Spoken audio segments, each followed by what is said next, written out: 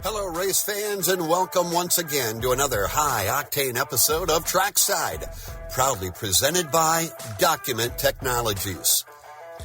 Document Technologies provides a comprehensive range of managed solutions, including multifunction devices, managed print services, and document management software.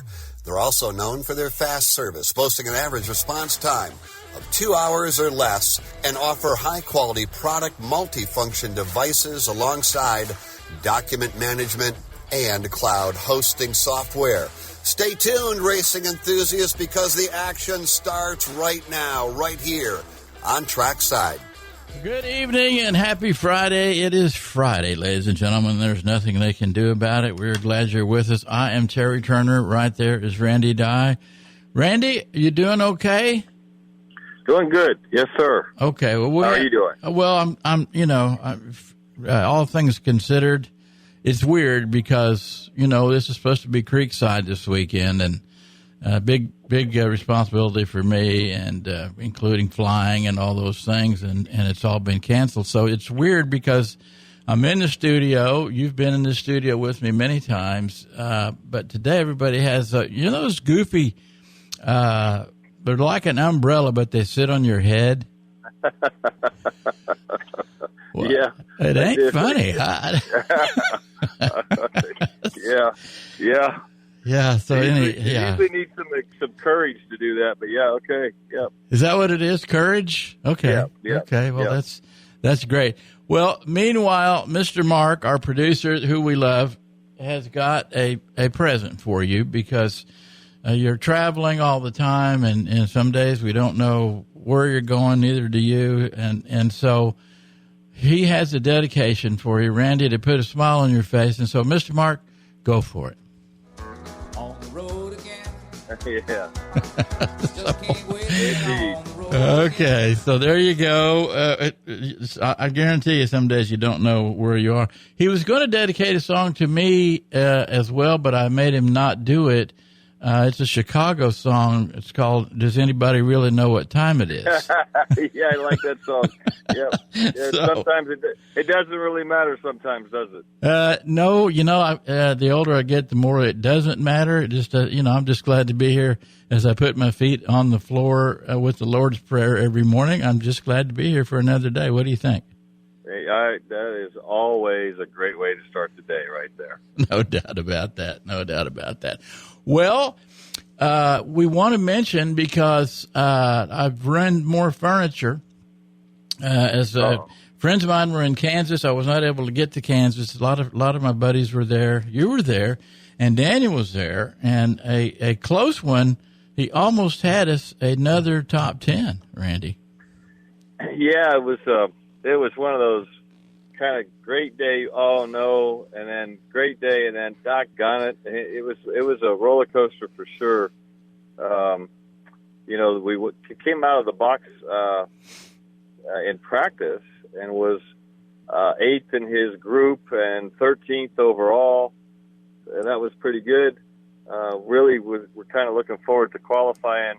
Went out for one more run in his practice group and came back down. He fussed about a vibration on the radio. I heard him, and so we kind of thought maybe they didn't get a wheel tight. And he pulled in, and they kind of backed the car into the at an angle during practice, and the rear bumper cover was just covered with basically rear end grease. It popped the seal, and so we had to take it back into the garage and fix it. And all the while, there were 39 cars, and there's 38 spots. So we had to rely on owner's points and hope it all worked out. It did. So he started dead last on the field. And by the end of the first stage, I think he was running 19th, and then after the pit stop, I think he was running 17th. So really made a bunch of moves. But even then, he was fussing about the car, how pushy the car was. He just couldn't get it to turn. And they never really did get it to turn.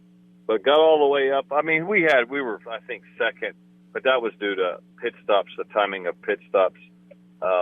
Overall, we were, probably a 15th place car and got a 12th place finish out of it.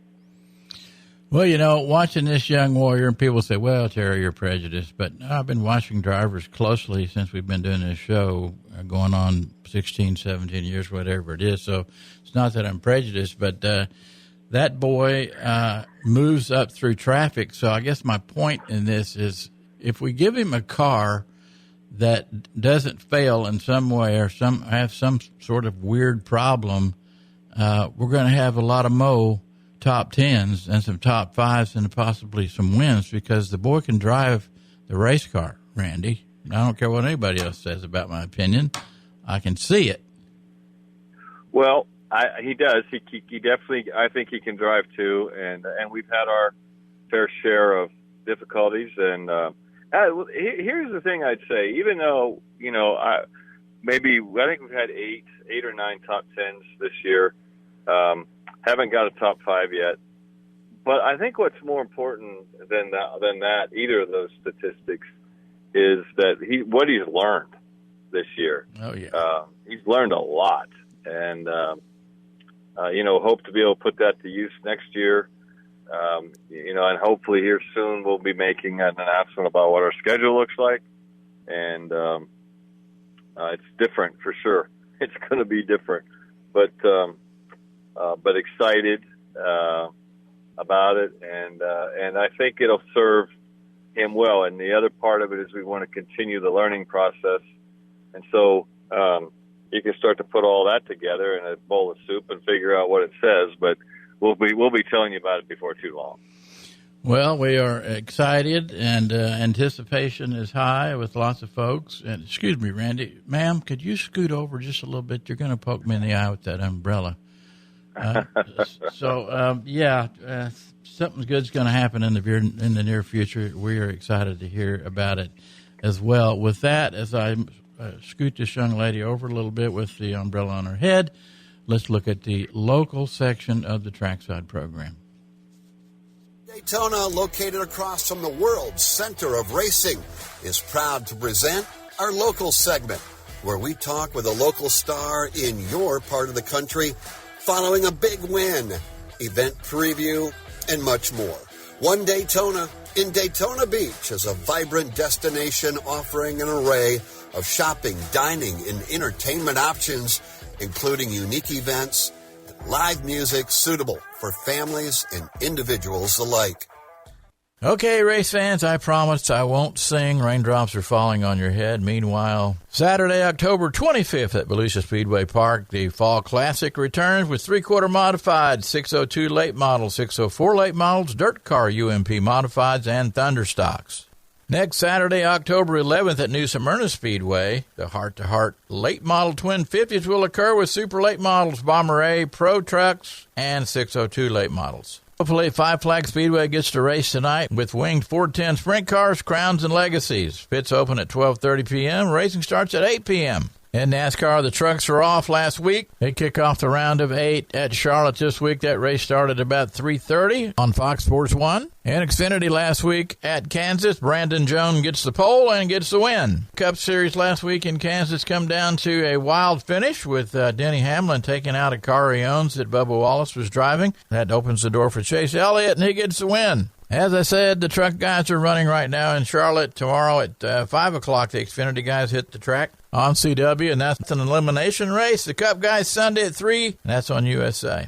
Go ahead and bring an umbrella with you, even though you're watching the races in your living room. Well, we're kind of tired of watching or talking about umbrellas, Randy, but you're traveling to Charlotte for the Xfinity race, and what is the weather looking like for those races as far as you can see right now? Yeah, it looks pretty good. I think the temperature is going to be, middle 70s, and it looks like maybe only about a 10% chance of rain. So that's good. That's good. And of course it's another road course, and honestly, it's the last one of the year. Thank goodness for that. I know that Daniel's put in a lot of work on the simulator, and so we'll see how it goes. He's never raced the Roval before. So don't know what to expect, but this is the 7th road course for the year, and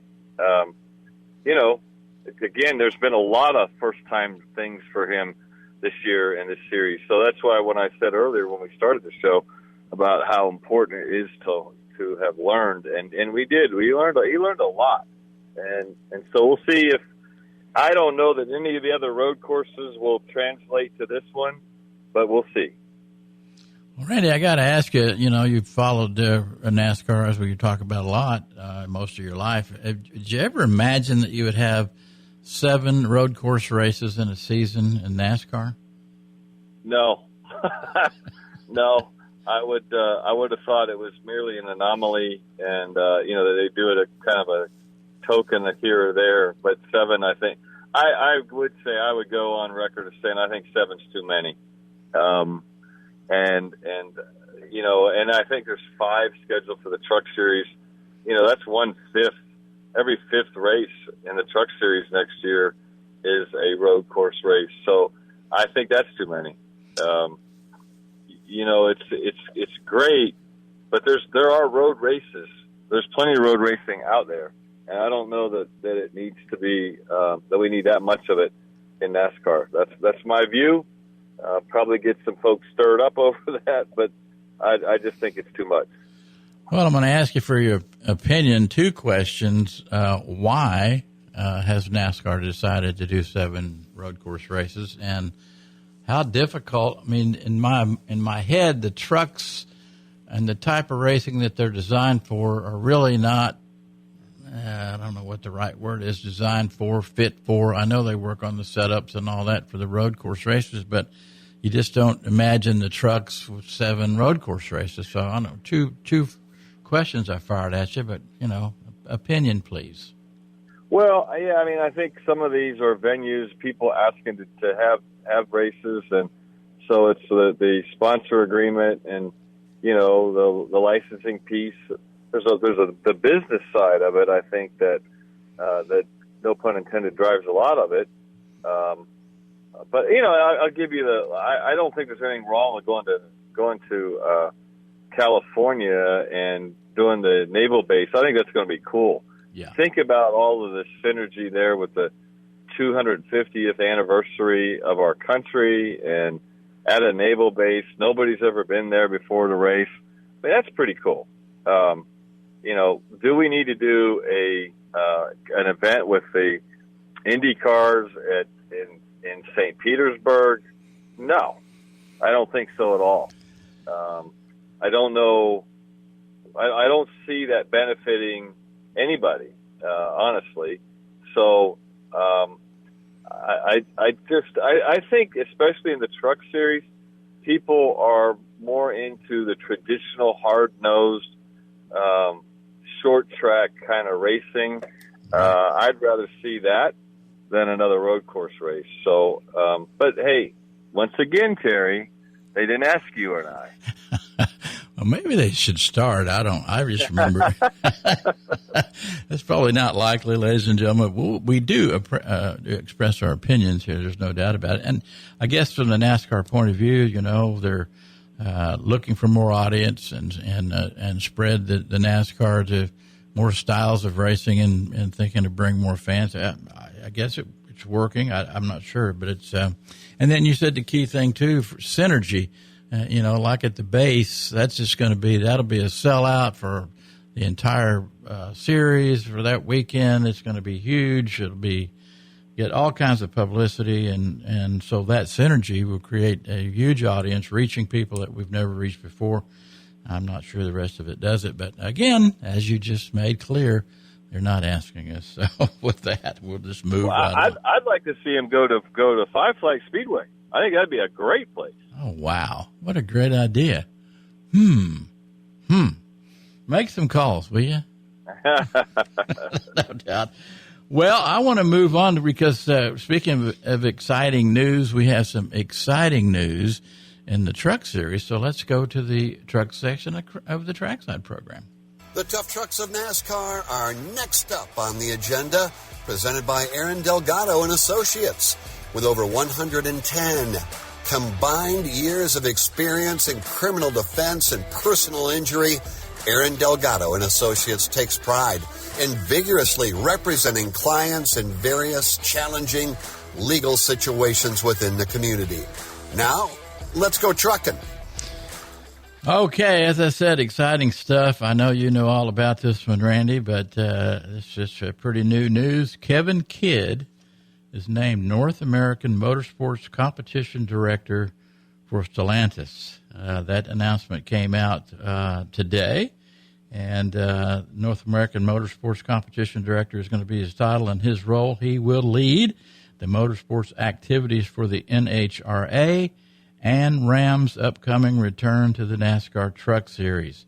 Kidd brings more than 25 years of motorsports experience to the role, including leadership positions as director, crew chief, and race engineer. That's a big one right there, Randy. What's your thoughts there? I really I like Kevin a lot. Met him several years ago when we were working on another version of this most recent announcement with regard to Ram. I like him. He's an MIT grad. He's really a bright guy, a nice guy. Had lots of experience. It's really pretty cool to be able to get a guy the caliber of Kevin Kidd to lead the competition side from the OEM. Now, you need to make sure we're clear that position is he will work with the teams that are partnered with Mopar and Direct Connection and Ram and the various Stellantis brands. So I think it's a great fit. I'm excited about it. I will tell you that if I had my choice, that's a good choice. I would cast and did cast my vote in his direction. Well, Randy, it seems that Stellantis and many others, NASCAR, everybody is getting aligned, prepared, ready, set, go for the Ram truck brand to be in the Truck Series next year in 2026. Putting the best of the best to make sure it all rolls out great. And we've talked a lot about this. Obviously, we're all extremely excited about it. But this is just some more good news. Again, he's aligned with Stellantis and the OEM, but still all those pieces of the puzzle make for a great rollout in 2026. Well, I think if anybody doubted the degree of seriousness that Ram has about what they're doing, this should put all that discussion behind them, because this is a true professional, and the other thing is the person who he'll be working with at Stellantis. I know very, very well, and I have tremendous respect for him, and so a great choice, and I'm excited. I think it accelerates. Look, no matter how much and who we pick, there's a lot of startups and there's a lot of pain that goes with starting a new organization from the ground up. But he'll shorten the curve of how long it takes to get to a very competitive level. Well, you hate to wish your life away, Randy. It goes fast enough as it is, but I must say I'm looking forward to the rollout to the Daytona International Speedway of Rams being in the Craftsman Truck Series, of course, the whole season. But this is something we've talked about, dreamed about, I've pestered you about. You've worked extremely hard on for a long, long time. Nobody even realizes all the work you've had to put in to be a part of making this happen. So it's exciting, something really big to look forward to in 2026. It's very exciting, and there's some great leadership. The change in leadership is. I'm not only am I excited about it for motorsports, but I'm excited about it for the company as a whole. I hate to selfish plug, but you've seen some of the commercials that Tim Kuniskis has done about. Hey, we got rid of the Hemi, we made a mistake. I promise you we're going to fix it. Well, the first 3 Hemi trucks and Rams have arrived at our dealership. So from the spoken word to the reality of actually having him was short, and he did it is amazing job. So these people are professionals. They're very, very good, and I love the Hemi we had before it went away. I got into one we got the other day and started it up, and I'm like, oh my goodness, what a beautiful sound. Yeah, I can just imagine. Well, a lot of people about grabbed their chest and hit the floor when the news rolled out that the Hemi was going to be gone. So I'm glad that they listened and thought it over and brought it back. I mean, without Hemi, it just makes it a whole different brand, in my opinion, of course. But yeah, some good news all the way around for sure. I'll tell you what, ladies and gentlemen, we're going to take a quick break right now because we got some more fun to get into. So don't go anywhere. You're going to like what we're going to do next. You're listening to Trackside. We'll be right back.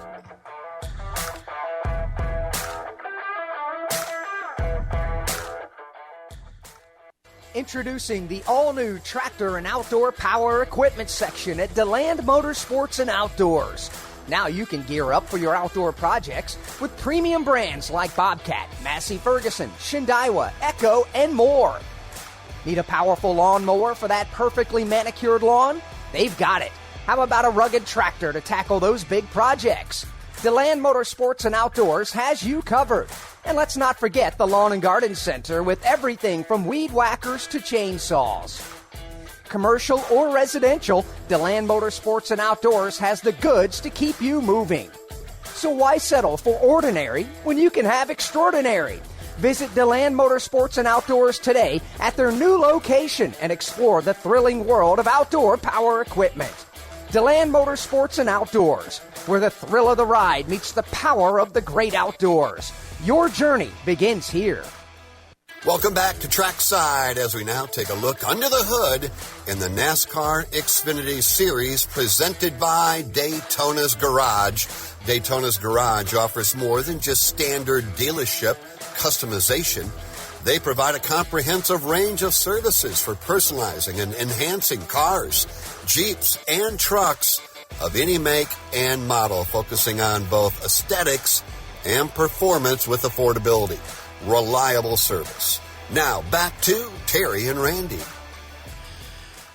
Well, Randy, the spotlight has definitely been on Connor Zilisch in the Xfinity Series. He has created lots of excitement for sure. He made history on Saturday after recording a second-place finish, close to winning that race.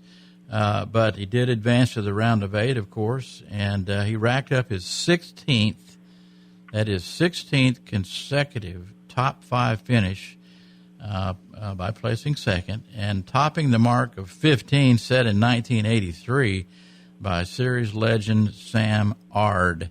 So I don't remember Sam Ard. I'm sure you do, but what a record and what a year that Connor Zilisch is having. Yeah, it's very similar. Sam Ard was really unbeatable. I mean, he definitely had figured something out. JRM's definitely figured something out, and a big part of what they figured out is Connor Zilisch. Great combination, and I think what I like about what's in store for Connor Zilisch is he's going to have a very experienced NASCAR Cup crew chief next year, right. And that's important. Because it's different. What he's going to drive next year is way different than what he's driving this year. And so he's going to have to really rely on the experience of a Randall Burnett and the team. And I expect great things, honestly, I do. But it's just different, and that's real important. It seems to me they're setting him up in a pretty good situation, really good. Well, and I think you'd probably agree he'll be doing quite a lot of work in preparation in the off season for the 2026 Cup debut of his career. Would you agree on that one? Oh, he'll have to. I mean, it's you can't just show up and race anymore. That's all gone. I mean, I guess you can. It's just you're not going to be very successful. I know the kind of week that Daniel puts in, and and he's very young. He's very young, but he puts in a really hard week. There, it's not just physical training, but it's watching film and getting your mind right and go-kart racing. I mean, all kinds of stuff that to just try to make you better on the racetrack. Well, it's interesting. Guys like Dale Earnhardt Jr., of course, many in the press compare him and his season and how it's going to Jeff Gordon's early days. What do you think of that opinion? I would tell you that I think probably it would be hard to find anybody recently that would be a Jeff Gordon type caliber of driver who could have a career like Jeff Gordon. Connor Zilisch definitely impresses me as a person who can. I do say I think as NASCAR has tightened its grip on the rules and specifications, the way they tech race cars and all that, they have made it, I think, more difficult for a guy to get out and be, at the top all the time. Connor Zilisch may be proving me wrong a little bit there, but he's the only one. So I would say, I look forward to watching it because without a doubt, he's the best rookie that I've ever watched. It sure is fun to watch, and it's not over yet. No guarantee, of course, that he'll win the championship. Nobody can figure that one out, but boy, he has a good chance, and he sure has got a lot of attention from fans and corporations and NASCAR drivers and the whole shooting match. So, well, what a guy, no doubt about it. Randy, we talk a lot about new sponsors coming on board, and of all walks of life. It's just amazing. And all three series, and it continues to grow, no matter what they say about the TV ratings and all that. We've got new big dog sponsors coming on. And I would like to say it and to introduce this piece that Xfinity series, ladies and gentlemen, have gone to the dogs.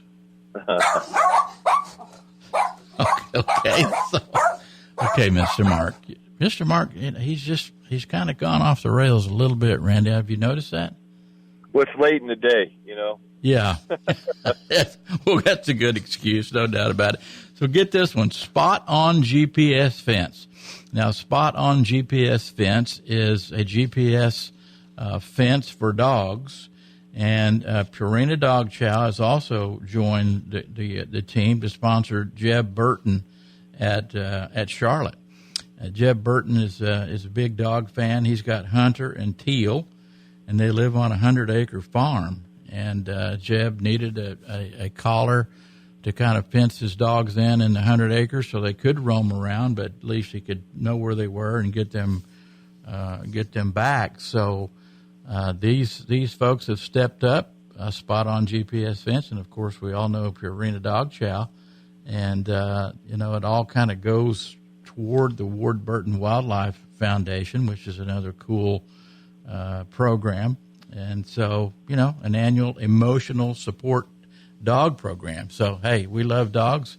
You were just talking about your dogs just a minute ago, and you kind of got away so they couldn't be heard on the radio right now. But so I put my dogs on instead. So anyway, pretty neat that these kind of folks are stepping up and becoming part of the team at NASCAR. No, it's again, I'm not surprised by new sponsors. It's a great sport. It's a great venue. I say again, over and over and over again, we've used it obviously to have sponsors, but we've also used it as a platform to promote a cause, Race to Stop Suicide. And I can assure you, without a doubt, no question, that Race to Stop Suicide would not be as well-known an organization as it is today without NASCAR. Well, and moving along with that, you make a good point. A lot of these sponsors that we see, they come on board and then they stay on board why is that? Because they get results. So NASCAR fans, young and old, are very loyal to sponsors of the programs, and it makes good sense. There's no doubt about that. So, good stuff. Well, with that, we got some more cool stuff to talk about. So let's roll right into the Cup section of Trackside.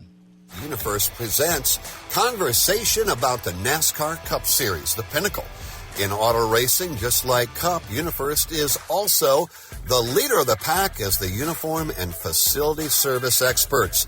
Let's go back to our hosts, Randy and Terry.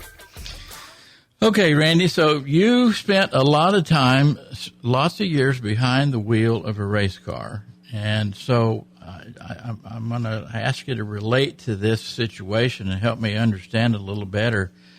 Denny Hamlin, Bubba Wallace, Christopher Bell, the pole winner, Chase Briscoe, combined to lead 234 of the 273 laps. But, Randy, they didn't lead the last one, the one that mattered, and Chase Elliott won the race. So before you answer it, it brings up another thing, and going back to the Purina Dog Chow sponsorship, do you think maybe some of those drivers are maybe kind of eating some dog food right now? Well, I think the one that probably has the best meal of all of them is Denny Hamlin. I think the thing you got to look at and go, if you're Toyota, you say, wow, I mean, we dominated, right? I mean, and they did. Yep. No doubt.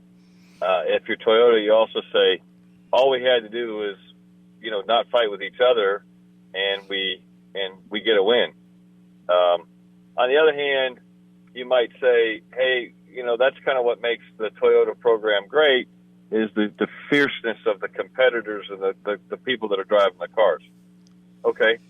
So there's a lot of ways to look at that. I personally think probably the best Toyota in that last run was Briscoe, but he got all knotted up and couldn't. Mm-hmm. And so I would, I don't blame. You can't blame Denny Hamlin for trying to win, but you can't use up your own teammate. And certainly you don't want to use up your own OEM. And if you do, at least it should be another one of the OEM that, to get it. And if, but certainly it shouldn't be a competitive OEM. And that's really what happened. I thought Chase Elliott was very smart. I mean, you could argue that he didn't have much other chance to win the race, but he put himself in a position while what he saw in front of him was he kind of knew and anticipated what was going to happen. and when Hamlin came off of Wallace, after he stuck him in the wall, Chase went up and basically door slammed Hamlin back out of the way. Yep. And kept the bottom. So it wasn't, Chase, it wasn't just that, hey, they just handed it to Chase. No, he still earned it. And he did a really good job. Well, he certainly did, but it definitely brings up another question, Randy. Denny Hamlin was quite upset with Ty last week. And what are you talking about? He forgot about that. And not to mention, in case you missed it, Denny Hamlin is part owner in Bubba Wallace's number 23, who he booted up the racetrack. Bubba Wallace had a good chance to win that race right then, no doubt about that. Kudos to Bubba Wallace. He has certainly come a long way in this season from where he was, his maturity level and everything else, and his talent behind the wheel. So I was like, wait a minute, Denny. It almost reminds me of politics somehow, Randy. Amnesia, that was just convenient amnesia. I think you got to look at this. So Denny Hamlin, it's kind of what makes Denny Hamlin the villain, for sure. And I think if you look at a race and an opportunity to win a race, it really is every man for himself. Right. And you've got to take the shot. I think it's easy for us who weren't sitting in there trying to win the race to figure this out. I think the opposite of this I always ask myself the question: what would Mark Martin have done? And Mark Martin probably wouldn't have done that. No. Right? Mark Martin, and I always, Mark Martin was such a great race car driver. I bet you he would have won 50 more times if he was just a teeny tiny bit more aggressive. He would have at least one championship under his belt if he was just a teeny tiny bit more aggressive. There's no doubt about that. And we're going to talk aggressive in just a second. But what about Zane Smith in the 38 on his side riding the wall? That was an interesting situation right there. Some flips. I can imagine the loud banging inside the car as he was flipping and running up against the wall there backwards. Interesting.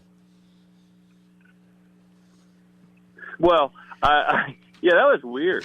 I mean, to see that car get well, he didn't get all the way upside down. He got upside down at the end. But it was weird to see it just pinch itself and then go up on its side and then roll on its roof. That was strange. No question, he was in the wrong place. And nothing deliberate about that, but it racing. But it was weird to watch the the result of it for sure. Well, and the upside, of course, he got out of the car. He was fine, which we talk about a lot. The safety levels of the cars are incredible. Go ahead. I think the other thing about seeing one of those cars upside down is you see the underbody and how big a deal that plays into the aerodynamics. It's amazing. There's no doubt. It almost looks like a model car underneath there. Yes. Yeah, incredible. Well, speaking of incredible, we have to talk every once in a while about penalties, and it seems like Carson Hocevar, his name continues to come up in the 77. He was fined $50,000, and his team fined $5,000 for member conduct. The guys on lap 260, he gets spun and flattens his tires, and the guys, the safety crew, roll out there as they always do and get around him and to help him get out of the car, etc. And Carson decides to rev it up and spin his tires and attempt to rejoin the field while the safety workers were attending to his car. Is he okay? Is he just crazy, or what the heck? He needs a dose of situational awareness. It's a shame. Honestly, I really feel bad about this because he's very talented, but his attitude is really it is a serious deterrent to the success that he could have as a race car driver. So I don't know. Somebody's got to say to him, you got to maintain your composure. I played for a coach years ago named, I won't say his name, but he had several philosophies, but they were all very simple. One of them was the 3 A's. So here they are. First one was attendance. You had to show up, okay? And it was more than that. You had to show up on time, and you had to show up ready to go.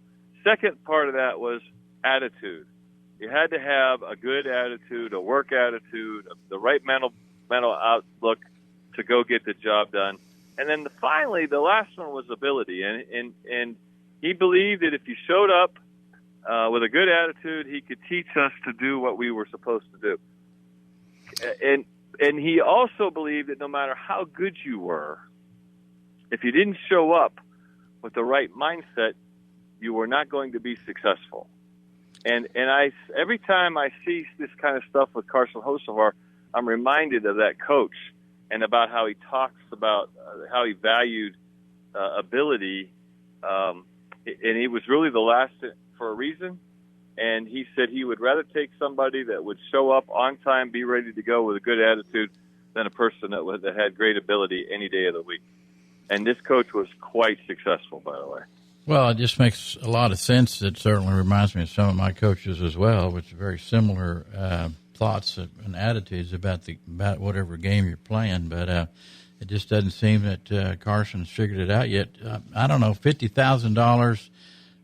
It's a lot of money, of course, but it didn't seem to me personally enough. And will $50,000 wake him up? I don't know. It's happened before. I mean, this one's a safety issue in my view. And you can't get yourself so totally out of focus, and you lose track of what you're doing, and put somebody else in harm's way by your actions. So I don't know that it's enough either, but it is what it is.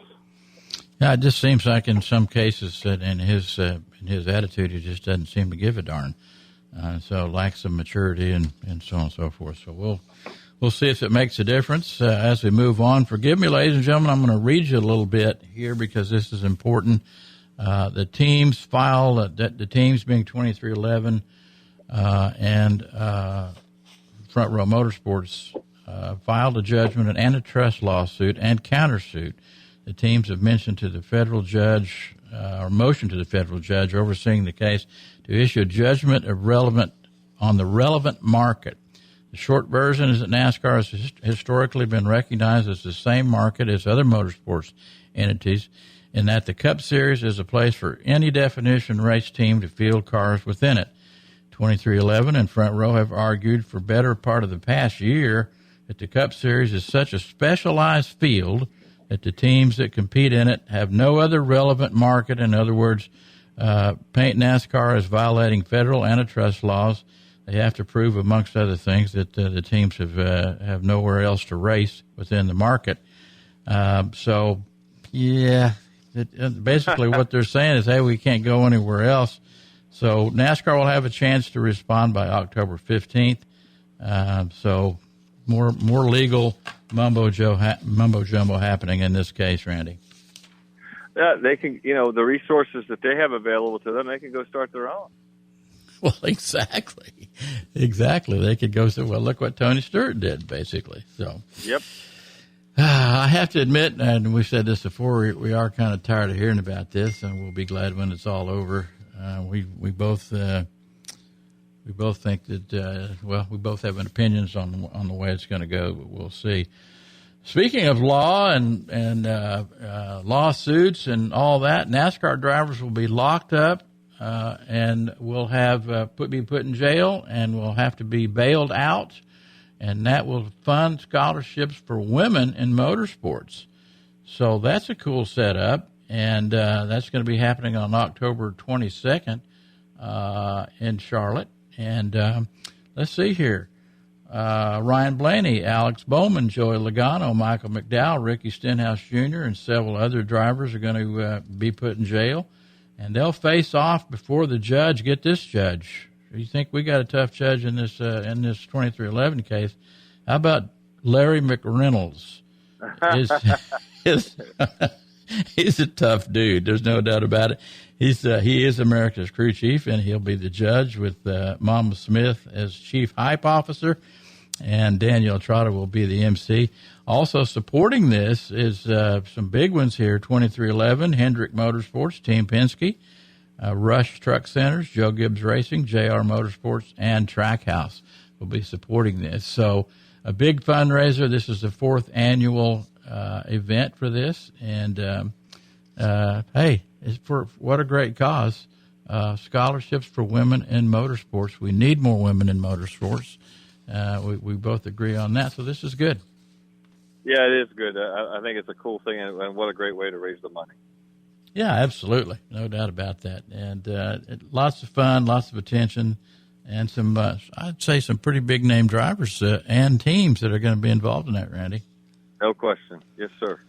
Well, as we roll to the end of the program, we do go to the Roval. And, Randy, we talked about this already. From 2020 to 2025, the Charlotte Motor Speedway Roval course or road course has hosted the 6th race in the NASCAR Cup Series playoffs. This is a round of 12 elimination race. So this is a very competitive race, a tough race. It's an elimination race. And, again, as you said in the beginning of the program, the Roval for the Cup guys. Well, I think the thing about this that makes it interesting, especially in the elimination, is anything can happen at a road course, and you do have to get aggressive because there's not many places to pass. Sometimes you got to create the place to pass. Sometimes you just got to get somebody out of the way, especially if they're holding you up. So I think this will be a fireworks event for sure. Yes, fireworks on the road course. There's no doubt about that. It's going to be fun. Well, ladies and gentlemen, stay dry this weekend. If you can make your way to Charlotte, it's not raining there, so head out. And we are done for this weekend, and we will see you right here next week on Trackside. See you at the racetrack, everybody. And with the checkered flag waving, we're wrapping up this week's edition of Trackside. Fear not, race fans, because we'll be back next week, proudly presented by Document Technologies. Tune in for a fresh new episode packed with engaging interviews, captivating conversations, and all the exhilarating moments you've come to expect. Until then, keep the racing spirit alive, and we'll see you next time on Trackside.